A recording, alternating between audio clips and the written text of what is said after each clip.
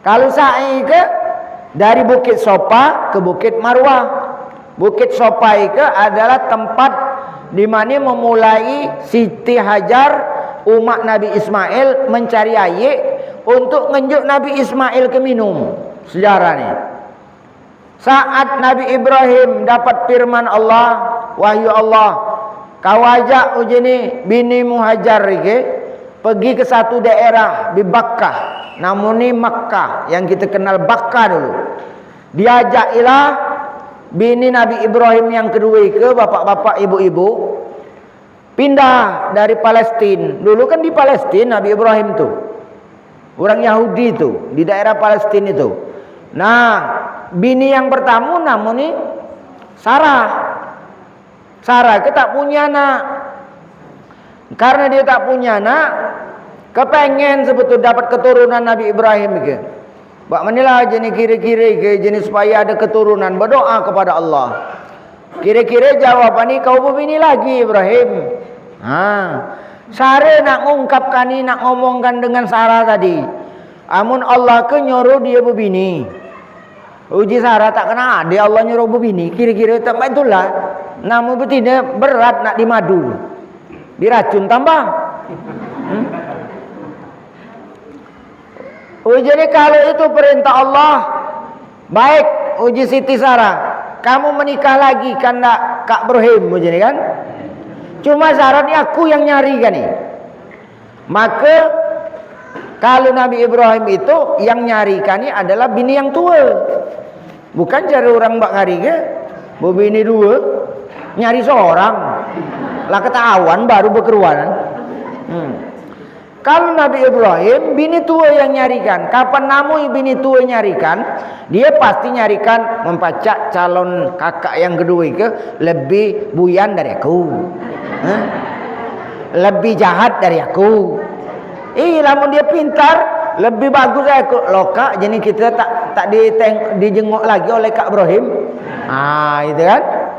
Jadi Bapak Ibu, siapa yang terpilih? Siti Hajar. Siapa Siti Hajar? Pembantu itulah.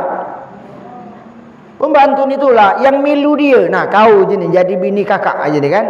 Selama itu kau milu aku. Bapak-bapak, ibu-ibu, betul. Baik itu menikah dengan Nabi Ibrahim, dapat anak, hamillah Siti Hajar ke. Namun orang betina ke, dia tak kata saingan ada, walaupun dia dewek yang muat gawi, masih tak tahan hati.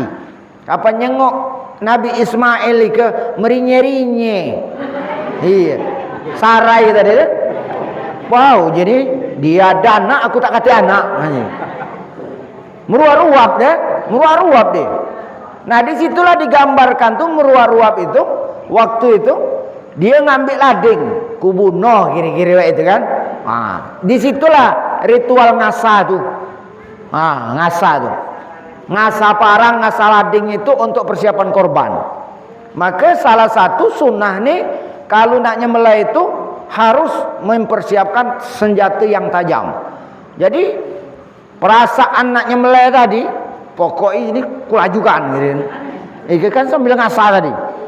Nah, itu perasaan dalam terjemahan nih. Karena ada percikan rasa cemburu ada, maka Nabi Ibrahim diperintahkan oleh Allah, bawa binimu yang kedua ke tempat lain. Masih tak tahan juga dia tengok keadaan ni kayak gini. Walaupun dia dewek yang nyarikan.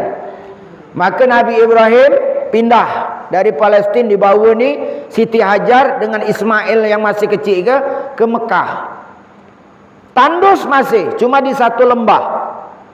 Kapan ditinggalkan? Di titik yang ditentukan oleh Allah. Maka akhir ni Bapak Ibu sekalian, Nabi Ibrahim meninggalkan biniku dan anakku, kamu tinggallah di situ. Ike perintah Allah. Diam Siti Hajar. Pak mani model Kak Ibrahim ike gini. Kami dua beranak ditinggalkan di situ. Sepi. Sepi gini. Makan minum tak katik belum tahu gini kan. Mekah masih sepi waktu itu. Ditinggalkan ini di satu lembah. Diserulah gini, Kak, kaki dulu kamu meninggalkan aku. Berat hati Nabi Ibrahim meninggalkan ini kan. Diseru berulang kali. Terus berjalan, ninggalkan tadi. Kamu mantaplah di situ. Kapan dia melok awak, uji ni kamu tu ninggalkan aku itu diperintah Allah, bu. Uji Nabi Ibrahim, iya. Aku diperintahkan Allah ninggalkan kamu di situ. Bapak Ibu, apa yang ada di dalam keimanan Siti Hajar? Kalulah Allah menyuruh tinggal situ, maka Allah yang akan menjaga aku gini. Nah, itu keyakinan Siti Hajar. Jadi kalau sudah takdir ditentukan oleh Allah, pasti Allah akan menolong. Contoh, kita kan galak tak terima mati laki. Mama ni aku nak hidup, anakku banyak. Allah sudah memutuskan, pasti Allah akan nolong.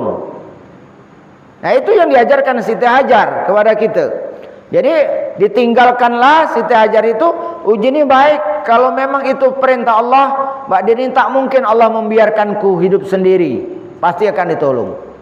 Nah, bapak-bapak, ibu-ibu, karena tempat itu masih aneh, masih tempat yang belum pernah dia tahu di mana jenis ngambil air. Nabi Ismail nangis kehausan nak minum.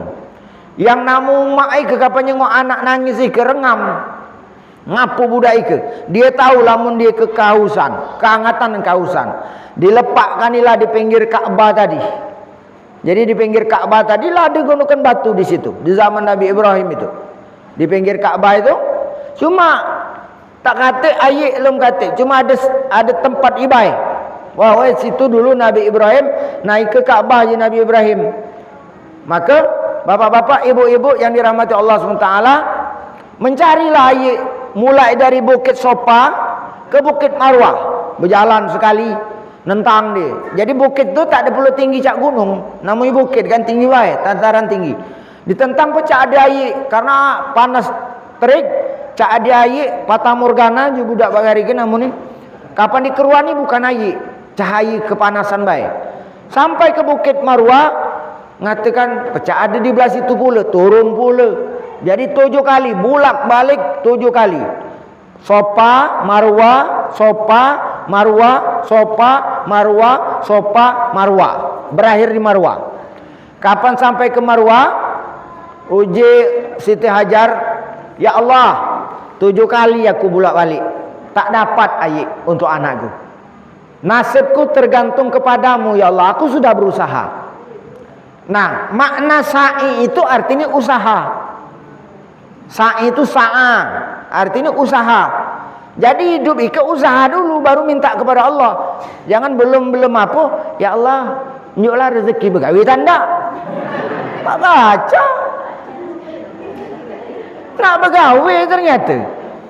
Siti Hajar, dia tahu laki ni nabi, dia tahu. Lakiku kan nabi je ni, utusan Allah. Tapi dia berusaha nyari air. Dan nyari air tak cukup sekali. Bukan sekali bukit Sopa, Marwah tak katik berhenti. Kalau nak belajar dengan Siti Hajar 7 kali dia bolak balik nyari air. Tak dapat 7 kali berarti tak katik nian. Amun kita ke sekali buat usaha, kapan gagal berhenti ingat kan? Mulailah itu, mundurlah itu. Baumu sekali tak berhasil, dah kata ke berhenti, baumu tak berhasil. Berapa kali? Baru sekali itu. Oh. Sekali itu baru mengeluarkan tabak baik. Masih banyak penyakit-penyakit di situ. Maka kalau baumu itu tahun ketiga baru pacak berhasil bagus. Amun baru setahun muka umum, tahun pertama nak berhasil lah, itu alhamdulillah. Tapi biasanya orang-orang lama tu tahun ketiga dia baru bagus umur itu. Baru resenian, baru pacak menghasilkan. Aman pertama kali masih semak belukar, banyak penyakit macam-macam yang datang untuk menyerang tanaman kita. Nah, Bapak Ibu hadirin yang dirahmati Allah SWT, balik dia ngeruankan Nabi Ismail yang di pinggir Ka'bah tadi, meronta-meronta kehausan, nepakkan kaki ngencang-ngencang. Pada saat dia ngencang itulah muncrat air keluar dari tanah. Disitulah disebut Zam-Zam. Zam-Zam itu artinya bul keluar terus. Nah, kan? Jadi air Zam-Zam itu sampai sehari ke masih ada. Nah, tadi hikmah apa? kalau kita sempat datang ke Mekah, pacak tahu ada ni yang tak ada sumber Zam-Zam lagi. Mukti kan ni. Pacak ada ni yang tak ada. Bak mana pecak rasa air Zam-Zam itu? Jadi air Zam-Zam itu akan hilang ketika akhir zaman. Selagi belum kiamat dia tak hilang. Tapi kalau dia lah hilang, berarti dunia nak kiamat. Bapak Ibu hadirin yang dirahmati Allah SWT, itu disebut sa'i. Jadi sa'i itu usaha. Hidup itu nak ada usaha. Amun sekali belum, 7 kali gagal. Itu pun tak berhasil. Setelah 7 kali baru diserahkan kepada Allah. Amun baru sekali berhenti dah, belum itu.